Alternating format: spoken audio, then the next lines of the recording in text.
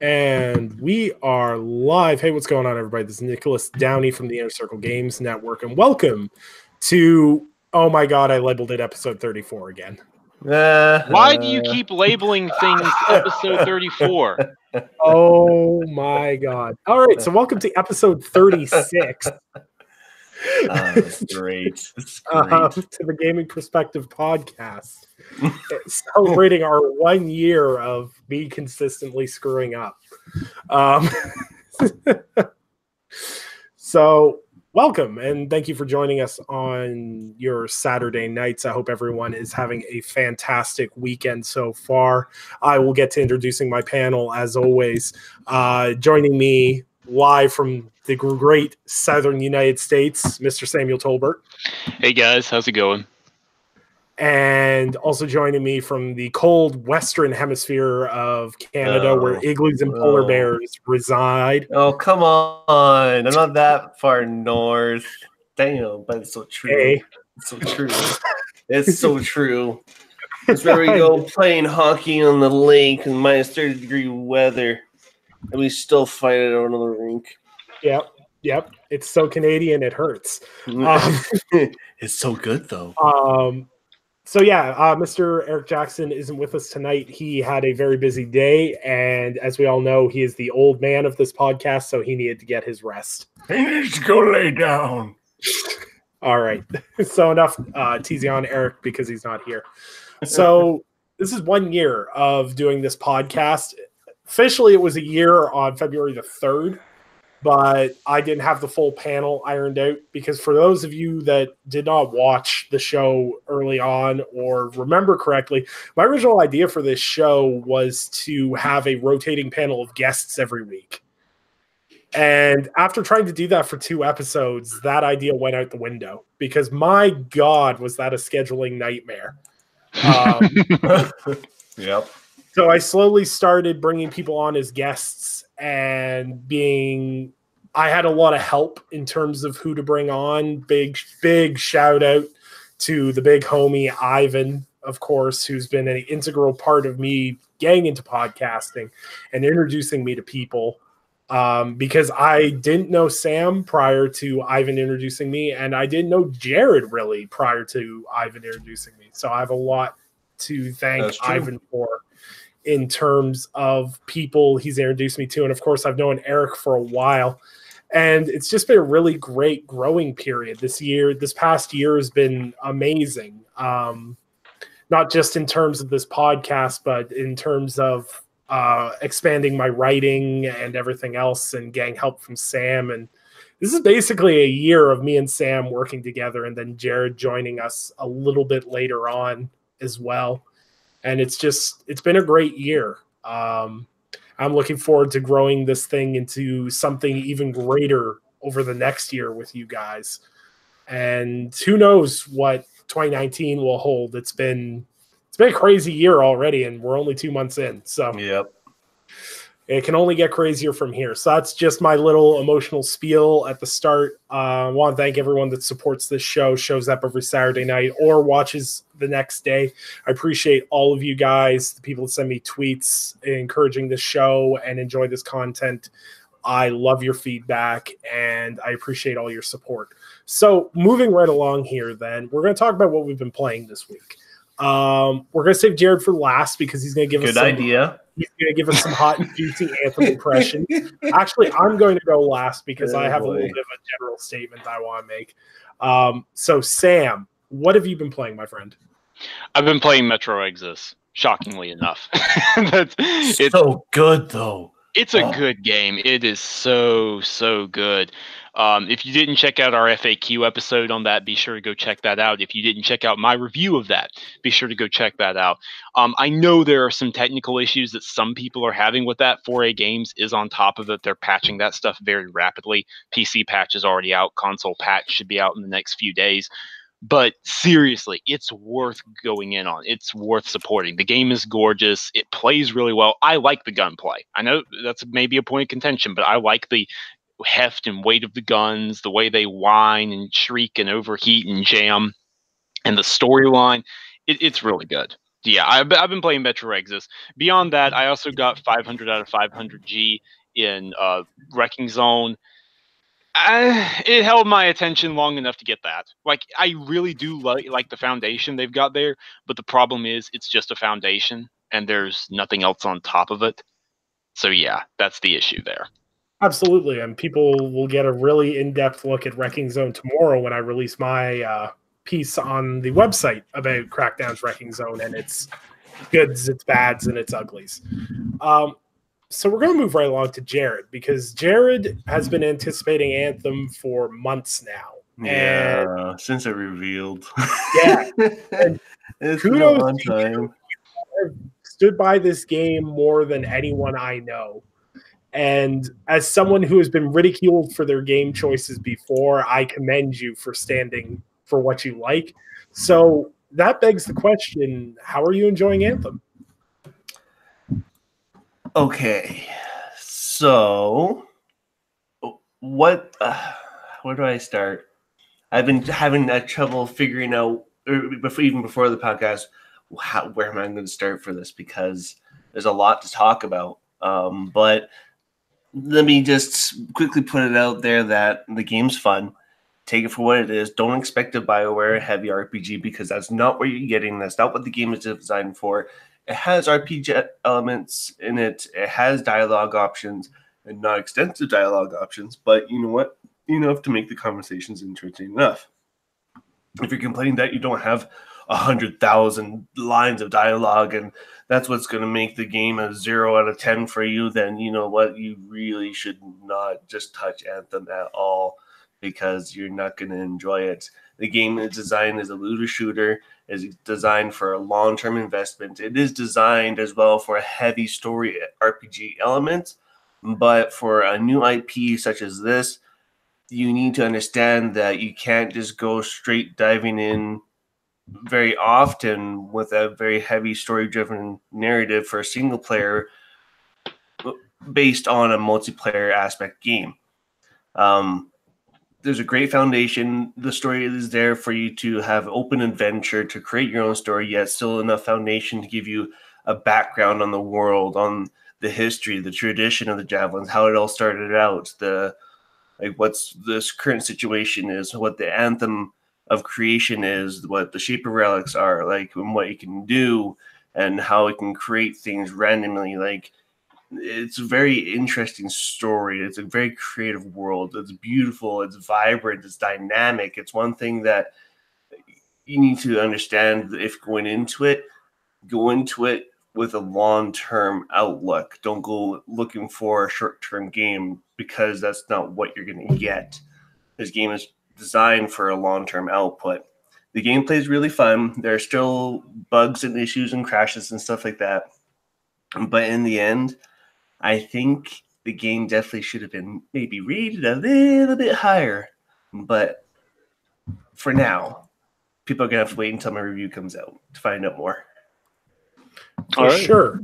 And I think that Jared's review might be the first positive review I might read on this game. Oh my God. I decided to go for, I don't know why I decided to do this to myself, but I went to Metacritic.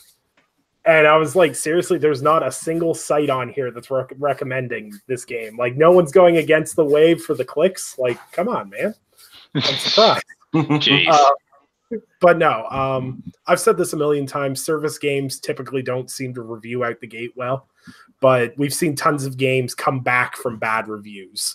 An example, Sea of Thieves has done amazingly.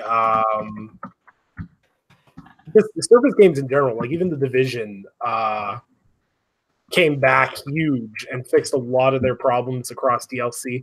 And I think a lot of these issues that people have will be fixed long terms. Even Rainbow Six Siege, when it launched, it's a 70 on Metacritic with a bunch of critic reviews saying it's terrible because it doesn't have a campaign, it's not competitive enough, there's not enough character dynamic. This is all stuff they tackled, except for the single player, obviously. Mm-hmm. But it was all stuff that got fixed. So I don't believe that Anthem is doomed because it might be a little rough out the gate. I think it's just going to take some time. Yeah, and they've been really quick to address feedback and to put out fixes as well, because yesterday with the day one patch, there were some issues like on consoles, HDR wasn't working. It was actually turned off on all versions of PS4 and Xbox. HDR was just not working at all. So not even 24 hours later, there's a patch that comes out enabling the HDR back on for all those consoles, including some other fixes as well, stability fixes, improvements, crash fixes, and stuff like that. But that was within a 24-hour response time. It got passed through Microsoft certification in less than 24 hours. That's incredible. Like their response time for this is great. That they're on patch like 1.3. Yeah, and the game came out on Friday. Exactly. So obviously, they're on the ball with a lot of this stuff, and as I said in our group DMs too, I don't think these staggered releases that EA puts their developers through is a good thing. No, it's not. It's very clearly proven to not help anything. At this point. At this point, it's not helping the players because they get frustrated with crashes and stuff that happens when you have early access to a game. I don't know how many times with review copies me and Sam have gotten frustrated because of things not being there. Like, for example, I managed to fix it in my Crackdown 3 review because they added a patch the day before embargo lifted and added shadows and detailing and a bunch of other stuff that wasn't in the game. So the game looks significantly different post-patch. Yeah. So I actually had to edit a whole section of my review because the patch changed a bunch of stuff. But what you're seeing is these games are being given out to the public sooner, so public's getting their hands on it before some of these essential patches are out. And I think if EA wants to continue to use this model, they need to have these games 100% working and finished before they hit their early access programs. Yeah. But that's an issue that EA has to handle on their own. It has tons of opportunities to grow, and I think it will. I absolutely believe in BioWare, and I believe in the work they do, and I believe when I see Hudson and Gamble talking about this game and how big they want to make it, I believe in them, and I think that's worth its weight in gold. Now, what have I been playing? Let me tell you. Baldur's Gate. No, actually, no, because I'm waiting for the console ports. I actually stopped my 15th playthrough on PC because I want to get Xbox at cheap. Sure. I don't believe you. Shut up. So I went and bought myself a PlayStation Vita. Yeah, buddy. Because it got discontinued last week, so my first reaction was, I need to go buy one of these. So I went and bought a Vita, and I'm going to do a full article on buying a Vita in 2019 and how I feel about it and everything else. But my general first impressions is, how did Sony have something that was so good and managed to screw it up so bad? There is so much that's so good about this game, like how fluid the remote play is, how good it is on the go. Some of the games that are on this system are absolutely insane. I took Sam's recommendation. I started Killzone, the handheld Vita version. Killzone Mercenaries? Yes. I was only like 15 minutes in, but oh my God, for a handheld game, amazing. Absolutely amazing. And it breaks my heart that they discontinued the Vita. And I will, as Sam often refers to it, you will find me on Vita Island by myself screaming about how good this handheld is. It's got a ton of great games I'm going to have to play through. I'm probably going to pick up Stardew Valley because that game is perfect for handheld and just relaxing. And like I said, I'm going to do a full article on the PlayStation Vita probably sometime next week. I just really love the handheld. I miss handheld gaming. It's just the Nintendo 3DS has just never really appealed to me. And I'm really interested to dive more into the Vita. And that's mainly what I've been playing. Everyone who follows me knows my work week the past week has been absolute hell because of ice storms and everything else. So we've been on basically emergency call all week. So I haven't really been able to play anything. I have a couple hours in Metro Exodus, which I want to get more time with. but haven't really had opportunity to game. So yeah, just been enjoying my Vita and beating some games on there. All right, And cool. So yeah, that's where I'm at in terms of that. So we're gonna get into the news because we got a pretty decent discussion topic tonight that I want to dive into. So the first piece of news I want to cover kind of sucks. It kind of sucks in some ways, and it's understandable in other ways. But so Reggie, who I will not butcher his last name because I'm terrible with pronouncing names, who's the infamous face of Nintendo of America, is stepping down and is being replaced by Doug Bowser, which, God, when they hired that guy, they're like, this guy's going places. This guy's going places. Did anyone else notice it was a meme floating around, but in the photo or the video introduction that Doug Bowser did, there are stuffed Mario and Luigi I saw in the that. background, and they're tied up on the shelf. It's perfect. Yeah, with the GameCube controller. Yeah, it's absolutely perfect. I love it. I'm sad to see Reggie go. And not just because of the memes. The memes were great. Reggie was a meme machine. But Reggie was very unique in the terms of he did a better job of communicating for Nintendo to the North American market than I think Nintendo has ever done in history.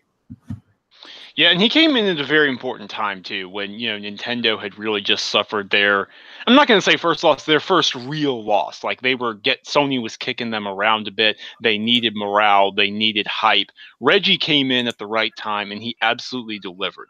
I know they say video game executives aren't your friend, but Reggie really had that friendly persona. Reggie was a really nice guy. He really was. He always seemed to deliver the news in a way that only he could, even when it meant absolutely nonsensical things. Like, why do we not have party chat? Why do you have to use this app? Because we're Nintendo and we do things differently. No one else could have gotten away with that.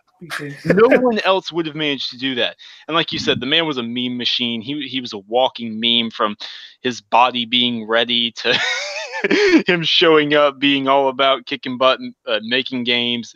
He was a great guy. He'll be missed. It's really weird to see him go, considering how long he's been a part of Nintendo. But you know what? He deserves the retirement. He really does. It's absolutely nutty to me because this man joined Nintendo in 2003. I was 10 years old when Reggie started at Nintendo. I'm 25 now. That's insane to me. And he said that he was stepping away because he wanted to spend more time with his family and everything else. And I absolutely understand his reasons for stepping away, and he will be missed. Because I don't think at any point did I feel, how do I put this?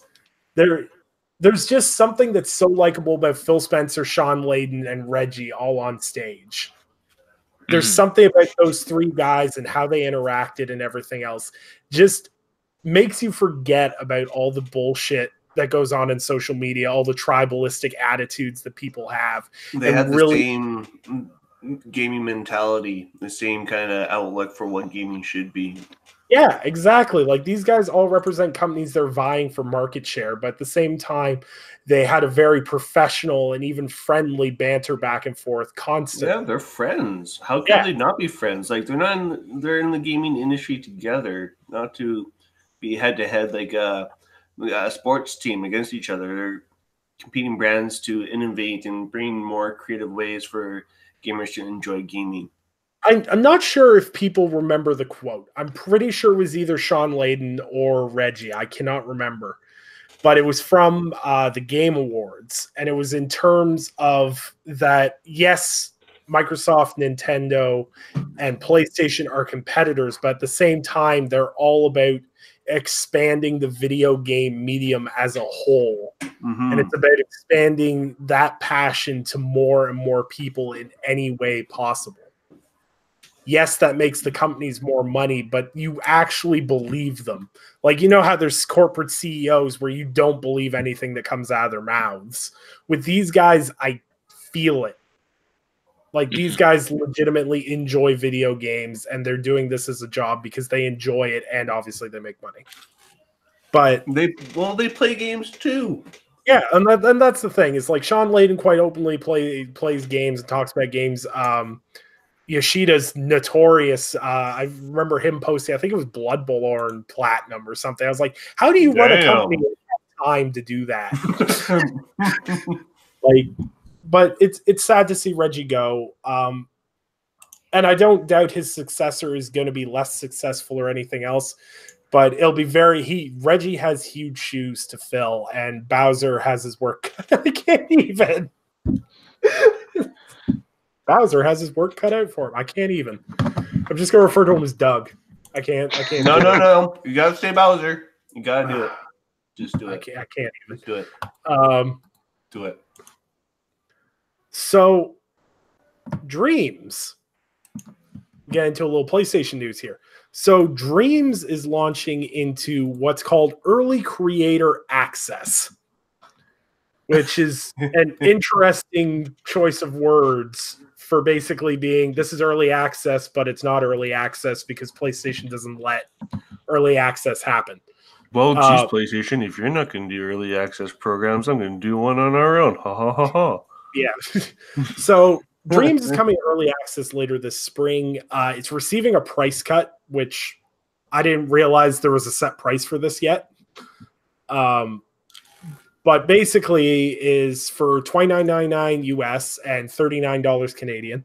You get early access into Dreams and you get the full version when it launches, which is cool.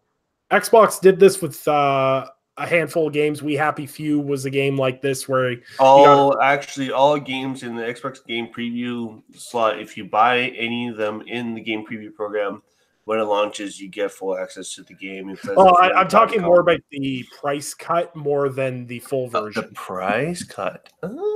Because Dreams is going to be, I'm guessing from them saying at a reduced price, Dreams is a full $60 title. That's the impression I get. And I mean, to be fair, after how long this thing has been in development, I don't think they can get away with it not being there. That's true. Absolutely. So, yeah. And now, question, Nick, didn't they say that it's going to be like limited capacity? Like it's not going to be just anybody can buy it and get in. Like it's going to be a certain number. This is where things get a little iffy. So there's limited amounts. So they're going to apparently send out an email if you're subscribed to the email. They're going to send out an email when pre-orders become available, and they're going to have limited copy access. Mm-hmm. Which so weird. Like everything that Media Molecule is doing with this game is so bizarre to me. Like there was, okay, well, the Dreams beta is coming at the end of this year. When though? Oh, well, we're not going to tell you. And then they drop it. And it's like, yeah, it's only for people that subscribe to our newsletter. I'm like, okay, so you're rewarding your longtime fans. I get that. Sure, that makes sense. That's fine. And then they do a closed beta where they send out mass invites, but you can't talk about it. And then they were like, well, maybe the embargo was a mistake. And then all these people start showing off this game better than Sony or Media Molecule have ever done a job of showing this game off. And people are like, wow, look at all the potential this game has. And literally people's creations are selling this game.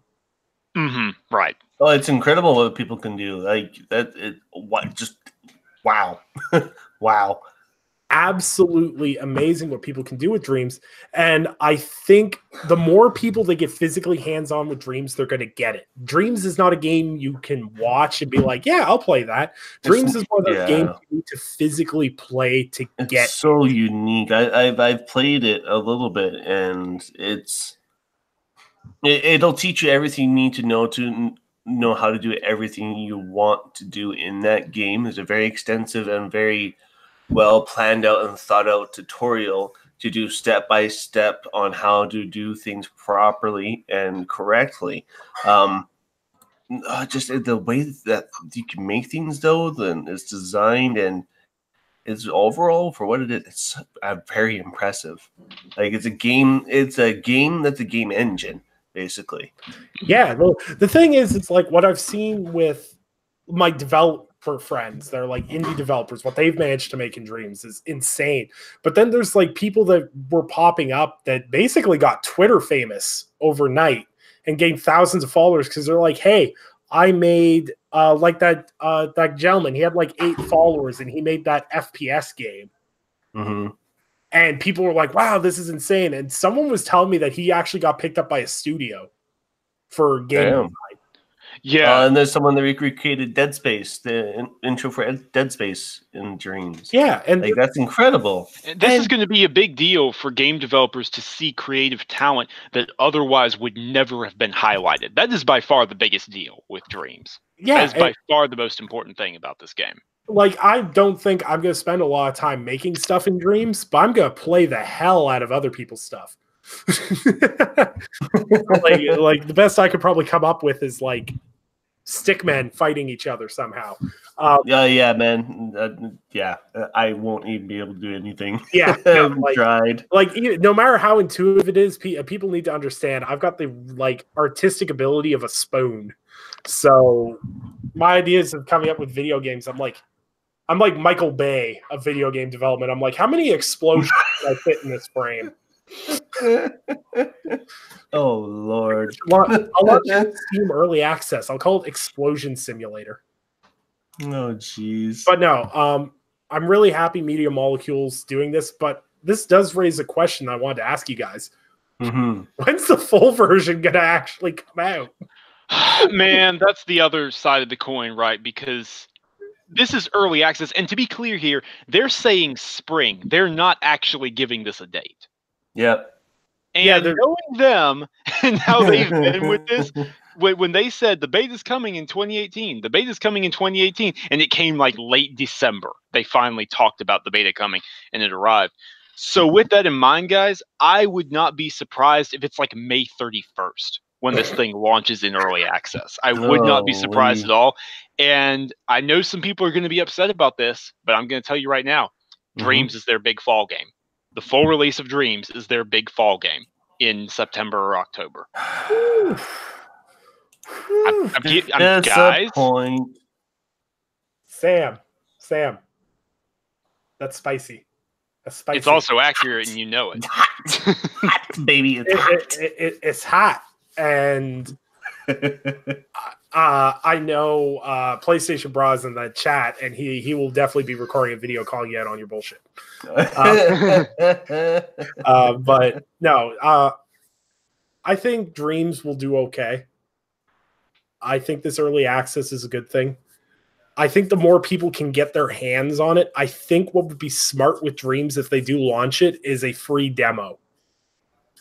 I know demos are kind of, I'm going to say, archaic. Not a lot of games do full demos anymore, but this is really what people need to experience. Yeah. To get it. Because I didn't really get it. I was like, oh, cool, I can make leaks sing. Okay, whatever. And then I played a little bit of the beta, and I was like, I get this now. I get it. This is cool. This is what Project Spark years ago should have turned into. Yeah, that's what Project Spark was trying to be. It didn't quite get there. It wasn't quite enough. Yeah. And I just really want the best for Media Molecule. They're fantastic developers, and Little Big Planet will always be close to my heart. They've already put out a fantastic product from what I've already played. It's phenomenal. So I wouldn't be too concerned. Yeah, I'm not worried. See, the thing with Dreams is I'm not concerned about the actual product. I'm more concerned about the commercial viability of the product. Yeah, that's very true. Just because there's been amazing games we've seen made before. I'm going to use an example for Sam, like Prey, and people slept on Prey commercially, which breaks my heart. But moving on from that, I really wish Media Molecule the best, and I really hope to see more of Dreams later this year. So our next piece of news, because I like to balance it out, so we did a Nintendo topic, we did a PlayStation topic. This is a little heartwarming piece that that you can find on Tick Games Network, and 4A Games optimizes Xbox Adaptive Controller for Metro Exodus. So last year, Microsoft released the Xbox Adaptive Controller that could take take a variety of input devices and aid disabled gamers enjoying playing games. While these inputs can be customized, some developers are choosing to go the extra mile in making their games accessible. 4A Games, the developers of the Metro series, have worked with Microsoft to optimize the Xbox Adaptive Controller for Metro Exodus. So here's the details. When Xbox Adaptive Controller is detected and an in-game pop-up notification appears, clicking the notification opens the Xbox Accessories app, where gamers have the option to create custom profiles through button mapping. In addition, within the game's controller options menu, the controller layout images are updated to show the Xbox Adaptive Controller when an Xbox Adaptive Controller is connected. Within the game's control options menu, we also added a menu option that is a deep link to the Xbox Accessory app, as well as further ease of use. These changes streamline playing Metro Exodus with the Xbox Adaptive Controller. Absolutely phenomenal. Mm-hmm. Yeah, I know. That's a big deal. Everyone knows I'm an Xbox fan. But the one thing that we can take out of this generation, and I will hold high that Xbox did right, is the Xbox Adaptive Controller. Because seeing that commercial, like, I cry when I see that commercial. Like, I've had friends that have become disabled through being veterans and everything else, and I've seen people struggle with trying to enjoy their hobbies while dealing with a disability, and it's hard. It's crippling. Yeah. And giving people more access to video games. Me and Sam talked about this very briefly yesterday, and accessibility causes no one any harm. Making a game more accessible to people. Like, an example, Metro has a story mode where the combat difficulty is like nerfed into the ground. That's okay. That's okay. And that's fine. It doesn't hurt you. You could still play on Ranger difficulty and get one hit. Yep. It's still there. People being able to just be able to play video games or just enjoy life a little bit more is great. And I hope more developers get on board with the Adaptive Controller. I hope the Adaptive Controller continues to grow, because there's a very passionate team behind that controller. And I'm just really happy to see something so positive come out of gaming, because let's face it, if you've been on social media for a long time, like I've been on Twitter since 2014, 2015, you really, really get pessimistic and cynical about the gaming community as a whole, because of some of the personalities out there. But the Adaptive Controller is one of the few things where 99% of people go, that's a good thing. And there's really nothing more I can say about it. And shout out to 4A Games for putting in the extra work, because they don't have to do it, but they did it. Exactly. They didn't have to do this, but they went out of their way to say, let's make it even easier for, disabled gamers to be able to enjoy our game using this controller, to make it easier for the game to recognize it and be optimized for it. That is a big deal. I really, really, really, really, really, really, really hope we see other developers, take after them. Exactly. I really hope, certainly I would expect Microsoft's teams to, Microsoft's first party, Xbox Game Studios is going to, but even, studios that are third party, like 4A Games or other teams, like, please do this, and Nintendo and Sony, if by some chance you're listening, Phil Spencer has said they're not, keeping this design exclusive. If they want, they can just copy it and use it for their own systems. And that's okay, because this is something that matters. You're giving people their lives back. See, for me, like, there's a gentleman I went to school with, Matthew. He ended up serving in the military for a handful of years, and he ended up having an IED explosion happen. He ended up losing all his fingers on his left hand. And we used to play Call of Duty together all the time, but he just found it too difficult to use a conventional controller. Like, there's people that have managed, but he just didn't have the drive to keep playing at that with that issue. And he picked one up. Like, I emailed him because we don't talk very frequently anymore. I emailed him and sent him a link and was like, hey, Xbox is literally giving these away, because when the adaptive controller first revealed, Microsoft was literally like, if you're disabled and you want to try this thing out, we'll send you one. And I said, hey, here's this, try it. And he's playing video games again. He's enjoying video games. That's awesome, dude. That's absolutely awesome. And to see, like, they did a great job highlighting in the advertisement, it's used to sell good market share, and I get that. But the Super Bowl advertisement was perfect in terms of showing that there's people out there that, and we may not see these people every day, but there's people that struggle with day-to-day things. And if you can make one aspect of their life easier, do it. And that's what accessibility is all about. And that's all I'll say on it. I just applaud 4A Games, and I just hope to see more in 2019 in terms of the adaptive controller. Yeah. More stories like that for me to report, for us to report, please. Yeah, if you can give us positive gaming stuff to report that isn't employees getting laid off or anything like that, it would be great. So next piece of news is Google, everyone's favorite company. Shout out to YouTube.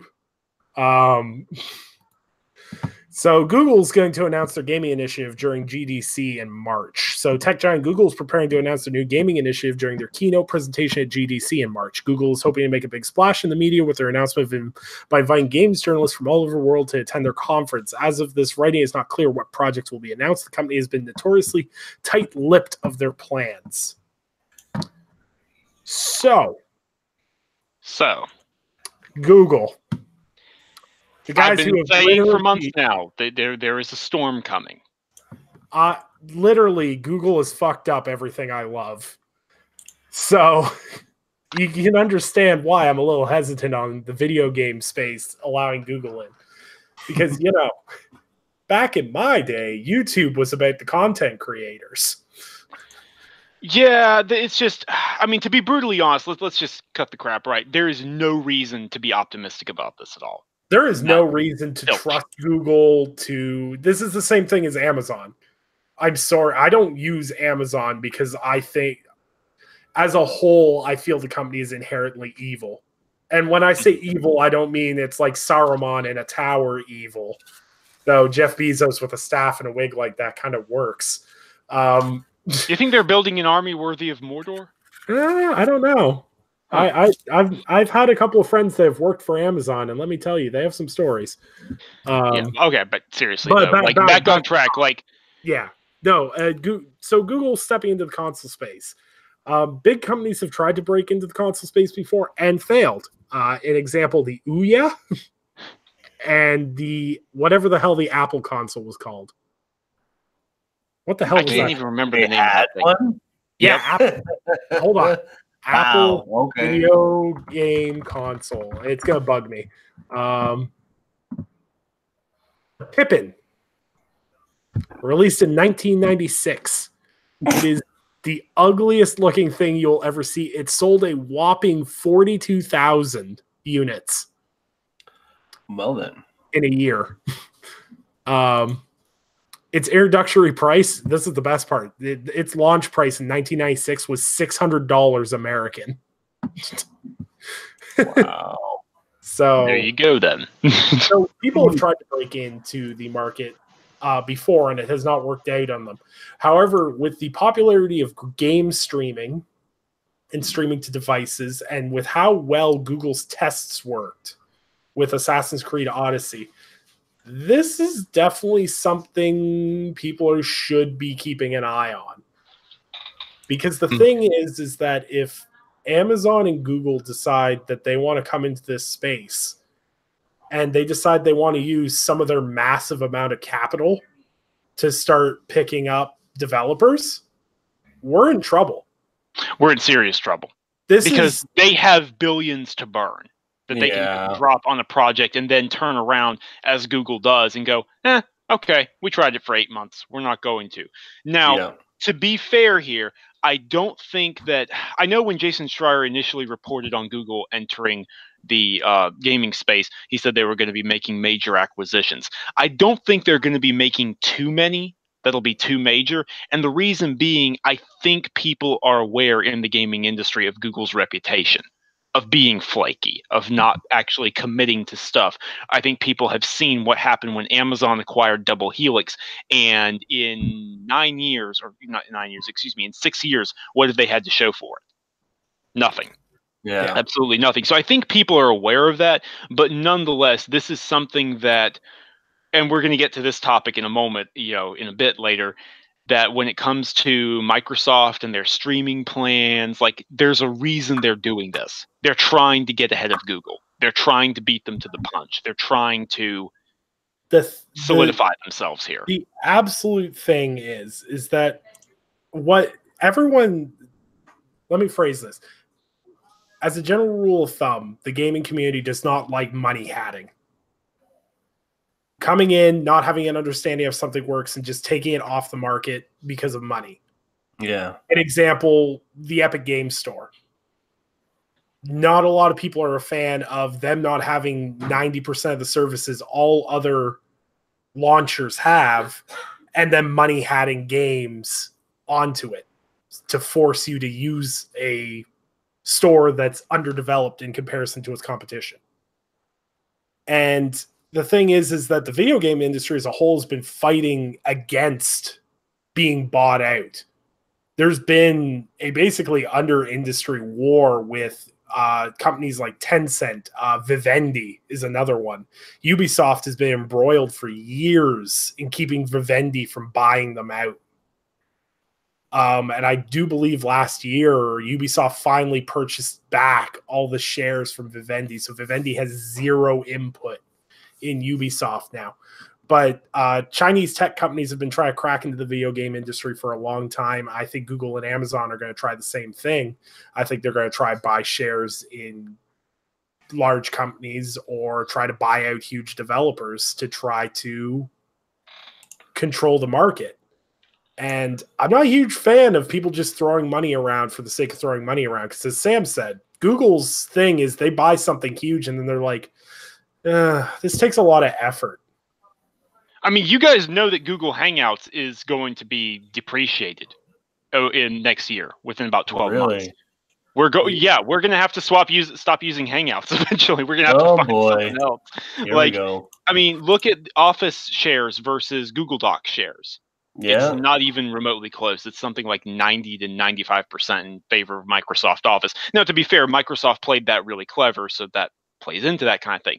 But nonetheless, the point is, like, there is no reason to trust Google. And the threat of Google explains I would say the vast majority of Microsoft's moves. The threat of Google and Amazon is the primary issue there.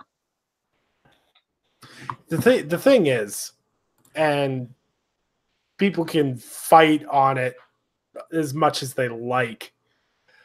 My biggest problem with Google is I'm someone who spent a lot of time in the YouTube space early on. People may not remember. I've talked about it a handful of times. I used to be a Call of Duty content creator.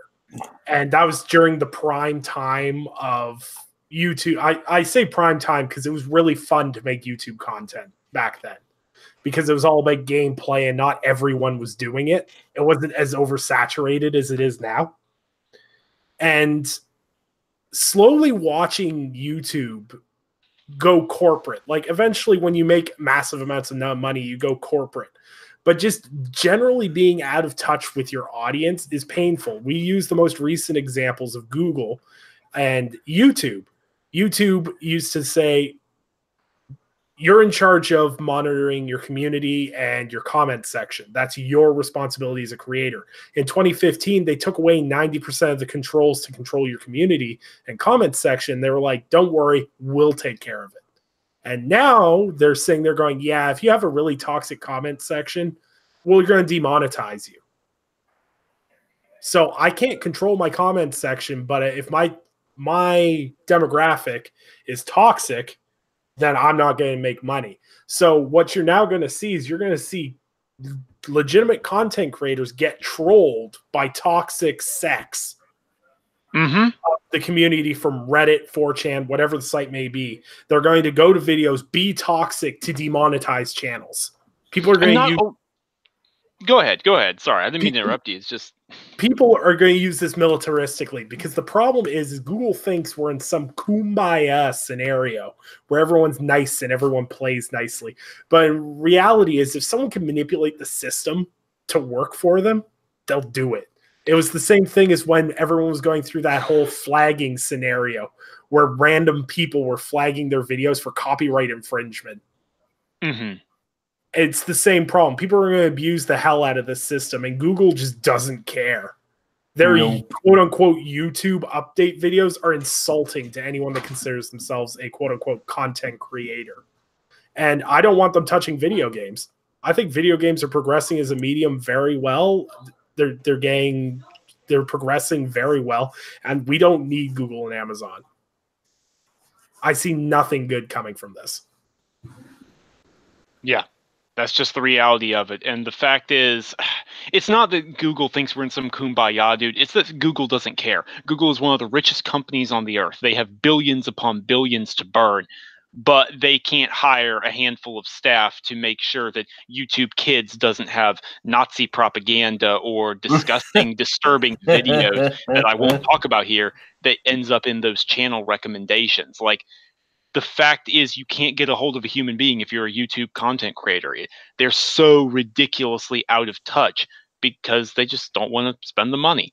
And that, if for nothing else we've talked about regarding Google gets through, that you should understand that until otherwise proven, Google entering the gaming sphere is not a good thing. And that's all I'll say about it is you look at what they did with YouTube when they took YouTube over, because YouTube was self-established at that point and was really well off. And then YouTube you started realizing is that they took over YouTube and they're like, wow, we pay all these creators this much ad revenue? No, thank you. Why would Let's we do that? Yeah, exactly. Why would we do that? Let's not... It's been a slow burn, but you're seeing people more and more get pushed away, and not necessarily all people's content is usable on Twitch. Not all formats work well on Twitch. So it's leaving some content creators, like I know tons of my favorite YouTubers from 3-4 years ago, they quit. They just couldn't deal with the demonetization, fighting for monetization, their videos getting 90% of their views and then getting remonetized. It's just Google ruins everything it touches. I don't think there's anything they've bought they haven't driven into the ground.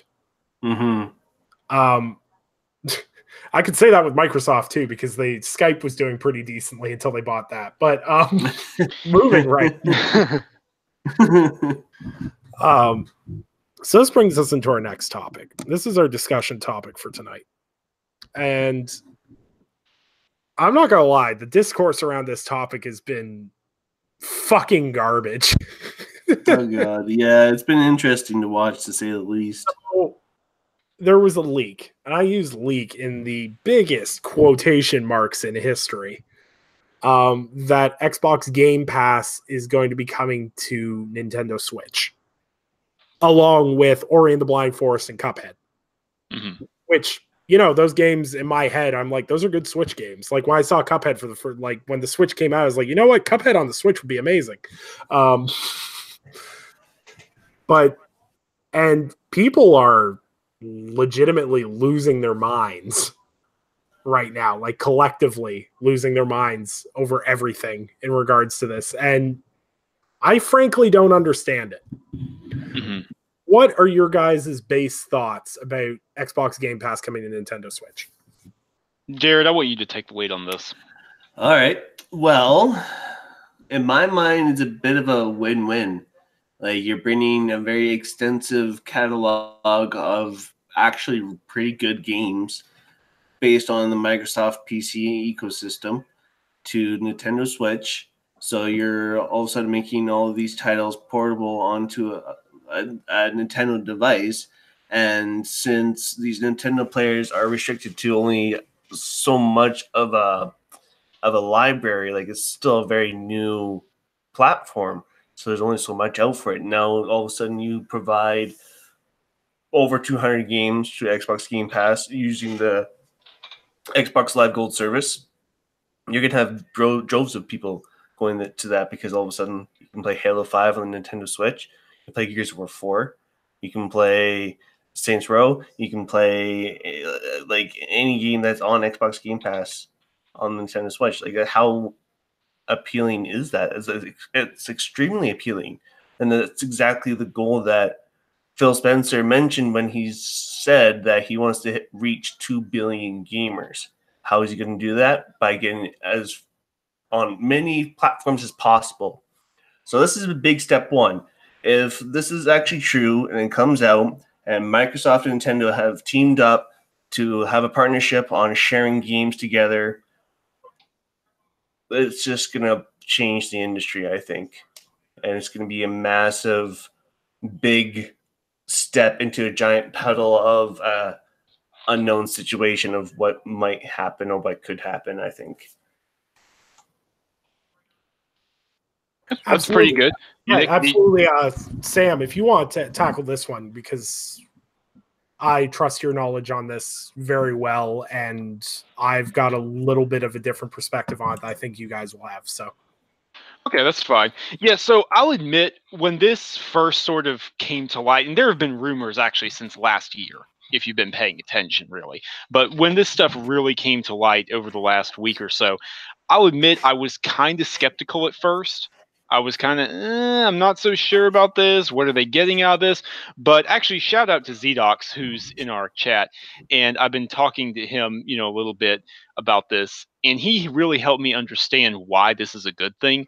Because the reality is, okay, first off, I don't think that all these games are getting native ports on the Switch because most of them just can't run there.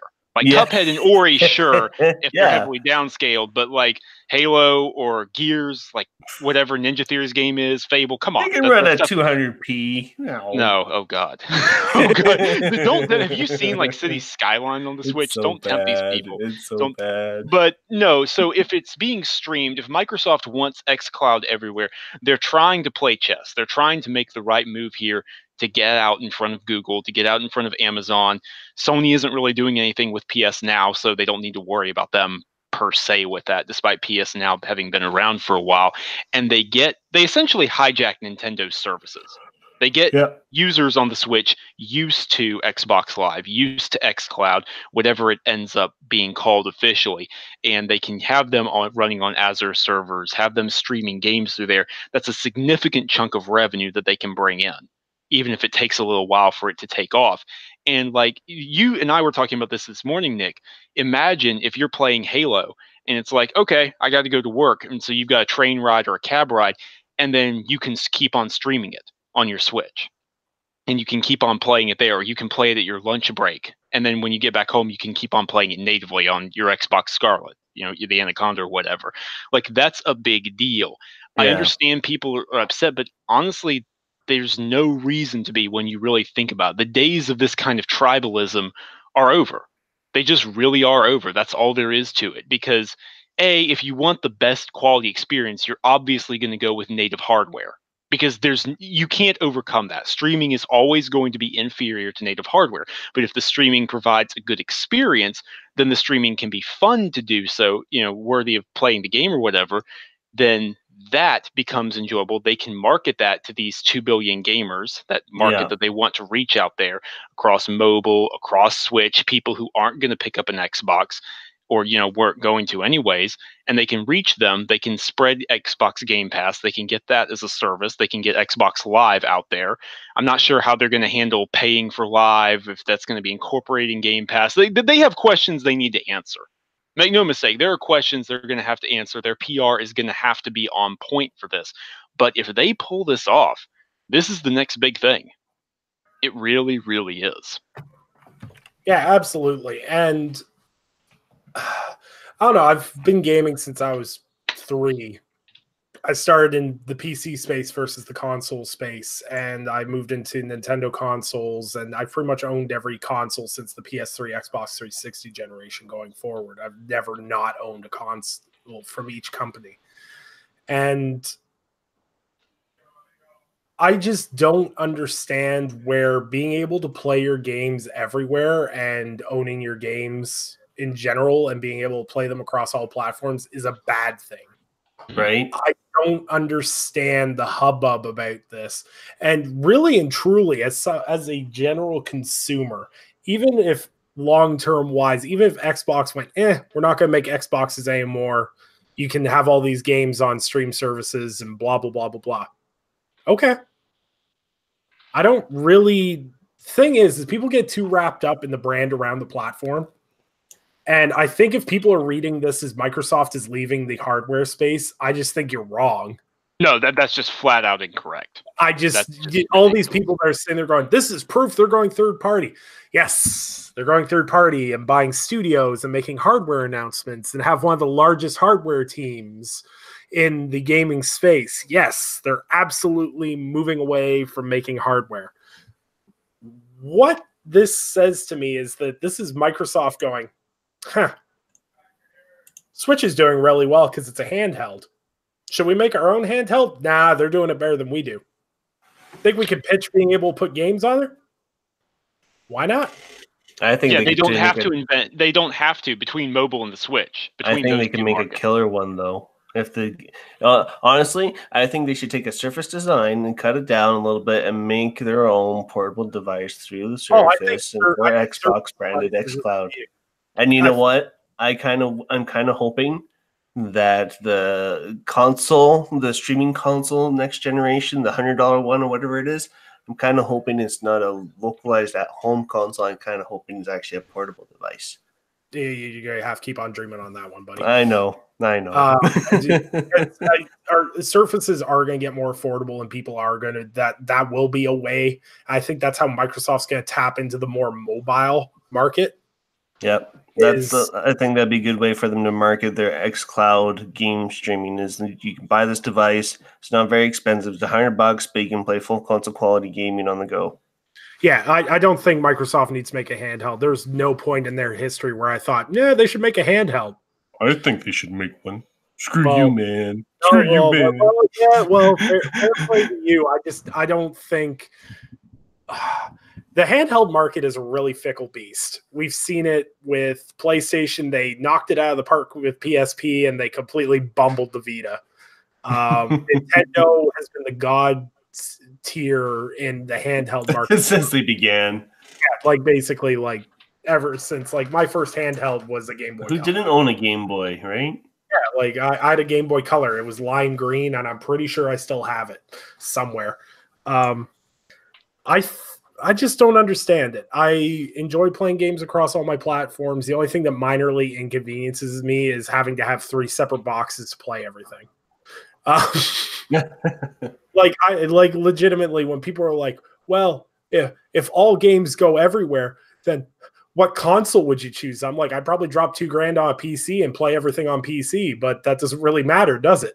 Nope. I mean, if Microsoft continues to have a great balanced hardware option that lets me natively play their games, I'm going to take that over streaming. Because even if they get a great streaming solution, like I said, native hardware is always going to be better. I don't think ZDocs can correct me if I'm wrong in the chat, but ray tracing and HDR, that kind of thing can't be done over streaming yet.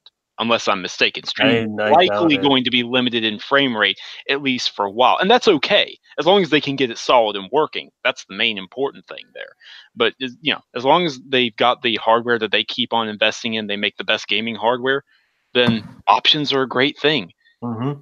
Well, and that's the thing, is what people don't realize is, it's funny because I'm watching all these people being like, there was a gentleman who tagged me in a very scummy post on Twitter and was like, you see, its VG chart says that Nintendo Switch sold 250,000 consoles this month or this week, and Microsoft only sold 58,000. I'm like, yep. And if you put Xbox Game Pass on 250,000 Switches, they're making money off people's console sales. Oh, yeah.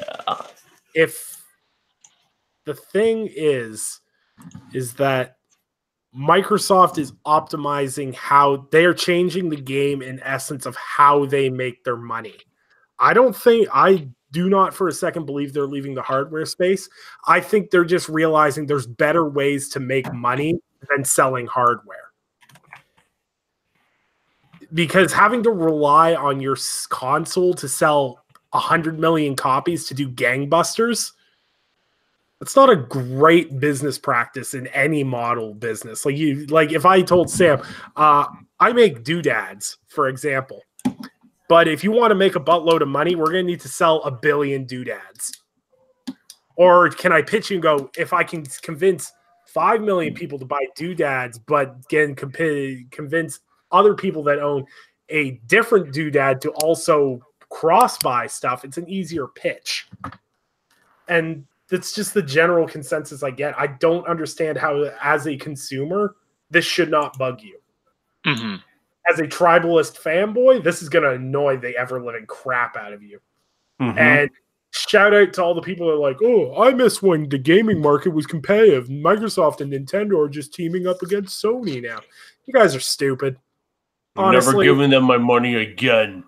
Oh my God. And here's the thing, like one of our guys literally did a report on this. Sony, if you think Sony doesn't understand where the industry is going, well, you're stupid, because the reality is, I'm sorry, but the reality is Sony is hiring cloud engineers to put now, quote, on every device. Now, are they going to be way more conservative about it than Microsoft is? Yes, absolutely. I don't deny that. But they know that as well, but they don't have that cloud infrastructure, and that's their issue. They have to hope that the brand loyalty and the strong console sales are enough to tide them over until they can build that kind of thing up. So it's going to be interesting. Well, the key thing, too, is like the biggest flack and thing that I'm hating is because people in the gaming community as a whole have very selective memory. I don't know if you guys remember, but I remember in 2014 where Sony was bragging quite vehemently about how you could play PlayStation games on the Sony Xperia phone and how you'll be able to use PS Now through your TV. How is that any different? It's not. No. And just because your games go elsewhere doesn't devalue the hardware it's on. And what eventually going to happen is when all games go anywhere, people are like, well, when all games go everywhere, what's the point of owning a console? Well, you're still going to have to pick a console to play it. Yep. So then it's going to come down to what services, what the functionality of the console is. It's actually going to come down to what can this console do for me? It's going to be like buying a TV. Well, this TV is great, but this one's better. Okay. And that's what's going to come down to. You're going to be able to play all the same games and everything else. The walls are getting torn down, and whether people want it to happen or not, it's happening. The walls between PC and console are getting torn down. The walls between platforms are getting torn down, and it's great for all of us. Yep. I really don't have an issue with this. And I was going to make a joke tweet about it. I'll say it on this podcast. I was like, well, Xbox Game Pass coming to Nintendo Switch, that's great. Hopefully Sony will let it on the Vita so at least someone supports the Vita. I remember reading that. It's not coming I remember reading that. Yeah, I know it's not coming to Vita. I mean, but it... I don't think it's as simple as like choosing different brands of TVs. That seems like an oversimplification again, because we have to consider natively playing a game versus streaming. What this is it's about Microsoft putting the streaming options out there to cut the others off at the root. Yep. Then there's someone like me who I play gaming because I love gaming, but I love the quality of what the technology can make gaming at right now. Like playing Anthem extensively and playing the world that it's in. It's a beautiful world. The technology that's been put into this game to make it look the way it is, it's phenomenal. I love playing games on a 4K HDR TV. I love playing them on a high frame rate. If I can get that on a console at home, that's where I'm going to prefer to play it. But if it's a game I really like, or I want to kill some time on a game on the way to work or while I'm at work or something like that, or I'm in transit or something, if I can play it on my phone or on a portable device, yeah, I'll kick in a couple hours, but it's not going to be my main way of playing that game. I think that's what a lot of people are thinking. Oh, they're going mobile, so that's what's going to be the main way to play the game. It's not. They're still going to invest into the consoles. They're still going to invest into native hardware. They're still going to invest in making sure that the Xbox is the best place to play the game. So I think you should just wait a little bit, have a little faith, and just make sure, just wait it out. I think just wait it out.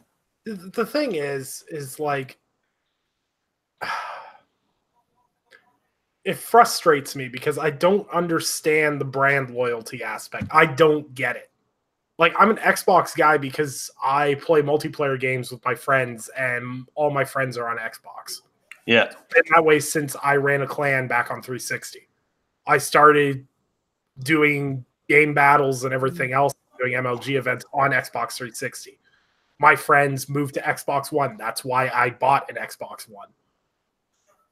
The whole exclusive sell consoles, that is a good general statement. I get that. If you can't play it anywhere else, that's why you buy the console. I get that. That's been the standard of the industry for years now, for like at least 20, 30 years. I get that. Mm-hmm.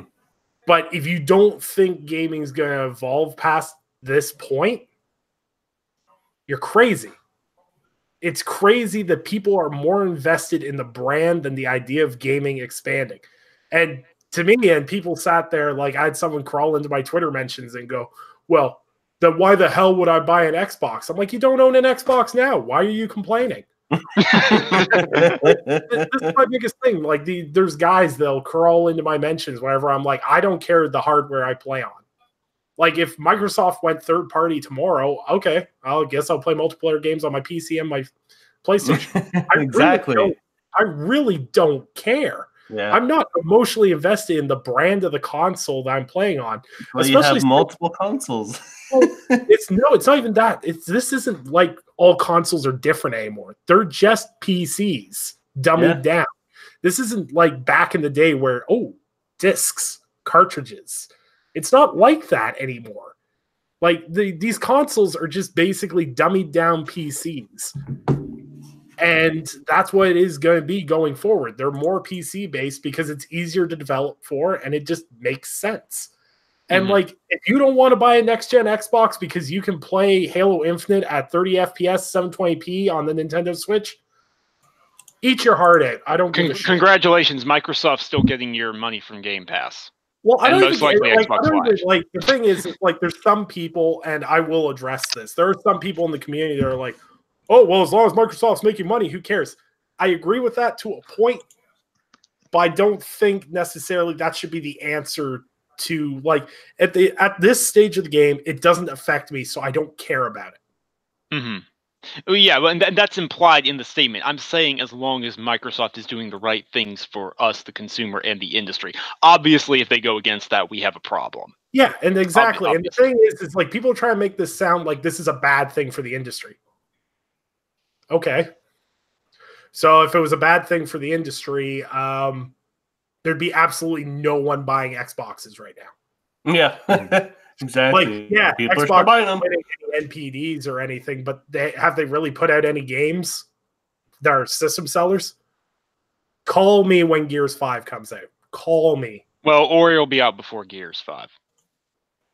Fair. I think that's huge potential. But the thing is I'm getting so frustrated because everyone deals in absolutes in this conversation, and there really isn't any absolutes on this. Mm-hmm. Like, there is no absolutes, and people just need to deal with that. Like, that's just what there is. We can only give the impressions we have right now with the information that's presented before us. We will know more at GDC in March. Mm-hmm.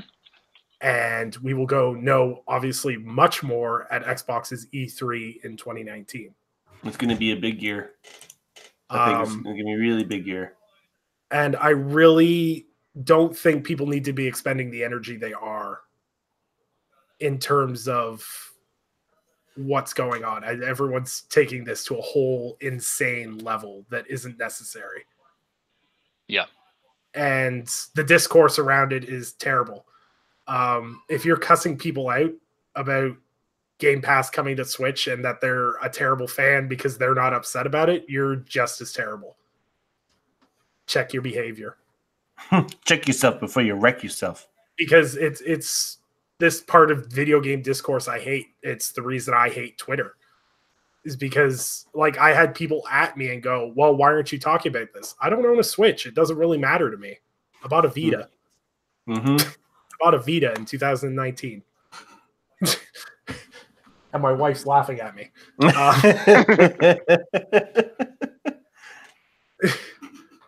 I bought, can you stop publicly laughing at me? No, you're not. She's not sorry. We all know it's not true. The thing is that I just think gaming's going in a different direction. I don't think there's anything wrong with that. And until I'm proven wrong, that's the stance I'll take. And I don't think people need to be this emotionally invested in hardware. If you can still play your games and play them in the best way possible, like Microsoft is doing things that are good for us, the consumer.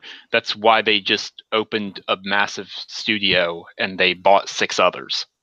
That because they're making games and they're not going anywhere. It's okay.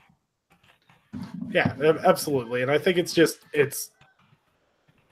if anything, what we're seeing, and I'm absolutely loving it. I love all the console war channels that are now currently freaking out because they're like, if we don't have tribalism, how will we survive? No one cares. Yeah, pretty much. News alert. Certain people are in for a really rough time next generation, and that's the last thing I'll say. Yeah, you'll probably see some channels or some personalities die out. It's always funny to me because people always ask, like, I've had very toxic interactions with both Xbox guys and PlayStation guys. But some of the more toxic side of the PlayStation community, it's funny because I feel for some of them because some of them held out through the PS3 generations. Like they were PlayStation fans through that generation. They went through some stuff. I kind of get the huzzah now because I can remember being in gaming groups on Facebook back during the 360 and PS3 generations. And like a PS3 guy would post in like a gaming group. Like this is a general gaming group and be like, does anyone want to play Black Ops 2 on PS3? And oh my God, people would be like, why do you own a PS3, you dummy? Why aren't you playing on Xbox 360 like everybody else? Why did you even bother? Like, God, just gaming in general, like everyone talks like they're 12 years old on a Call of Duty server to each other, and it just blows my mind. And the good old days. The more walls that get torn down and the less tribalistic this hobby becomes, the more I'm going to enjoy all the people that aren't actually interested in the hobby itself and are just here for the drama. I'm looking forward to seeing them disappear. And that's all I'll say on that. And that's pretty much the episode. It is. Really wanted Eric's input on this. I would have loved him for this segment because he. Yeah, I really wish Eric could have been here for this one. Damn it, Eric! Because Eric is like the Mike Peter Truth to my general consensus. I swear that man just fights me on every corner because he can. Throwing down, I'll throw down. Let's go. Oh my God, Jared, no. Fallout 76 is a good game. I stand by it. You watch your mouth, sir. Don't worry, Jared. If Anthem Metacritic keeps going down, me and Fallout 76 and Anthem, we can all have a party together. I was just going to say, I'm sure Anchorman's ears are burning right now. I'm going to hear from him pretty soon. Oh, hey. Right. Someone's talking about Fallout 76 badly. I must intervene. Absolutely. Yeah, so that's it for the Gaming Perspective podcast for tonight. You'll be able to catch me and Sam on Tick Podcast in an hour. God help us. Yeah, good luck, you two. That's going to be fun. All right, I'm going to be playing Anthem. I'm going to bring the baseball bat. We're going to need one. So you guys can catch us in the Inner Circle podcast later tonight as well. And of course, you can get all your news and information at www.tickgamesnetwork.com. And I also want to end this podcast because it's been brought to my attention. I am blunt in how I state my views on things, but if you disagree with me, I'm not shitting on your personal point of view on things. It's just I'm very adamant in how I feel about something. And please don't ever take that stance as me shitting on your personal thoughts on something. Mm-hmm. And I really want to make that adamantly clear, is that I've made a more conscious decision this year to stand by my opinions on things and to be more vocal about my opinions, but never do I mean to overshadow anyone else's opinions or to stomp out any way you feel or ideas you may have. I just want to make that abundantly clear, especially in the upcoming months as we ramp up content and guests on this show. And I appreciate everyone that supports this show, and especially those that debate me or disagree with me, but still tune in and listen. I appreciate all of you, and I always love hearing your guys' feedback, especially when it's about how wrong I am about something, because there's a reason this show is called The Gaming Perspective, because this originally was going to be a one-man show where I was just talking about a specific issue, where I just provide my thoughts, transformed into what it is now, and it's been a real journey, and I'm so glad I get to do this show every Saturday night with these guys and talk about video games and just have fun with it. That's what video games is all about. Just have fun with it. Oh, and that's yeah. all I have to say. Sam, where can people find you? You can find me on Twitter at Samuel Tolbert. That's Tolbert. You can find me here most evenings. You can find everything I write on tickgamesnetwork.com. I just put out my review of Metro Exodus, which is an incredible game that people need to be playing. We have some other really cool stuff coming over the next couple of weeks, next couple of months, but, please be excited. Please be excited. I'm just going to... I'm going to have to balance out the redacted memes and my body is ready memes into a proportionate amount now. We need good PlayStation memes. Reggie gave us good Nintendo memes, and we've always got Xbox. Inside Xbox is an endless source of memes. We need a PlayStation meme machine that isn't Jim Ryan. Good luck. Please do not mock PlayStation pets. Please do not. So thank you guys for tuning in the Gaming Perspective podcast. Jared, where can people find you? People can find me on Twitter at RageVirus_X, or as well at tickgamesnetwork.com, or, neck deep in Anthem on Xbox Live. If you really want to find me on there, it's RageVirus space X. There's no underscore, it's just a space. Right on. And as always, thank you for tuning in to the Gaming Perspective podcast. Share this podcast with your friends, because guess what? Google hates us. Screw you, Google. You can find me on Twitter at Undead3XVI. I will be posting my Discord link publicly probably tomorrow, as well as all my gamer tags and whatnot. So if people want to follow me on various platforms, you'll be able to find all that information on my Twitter. So thank you guys for tuning into the podcast, and we will see you guys all next week with hopefully a very exciting guest. Tune in for more information later in the week.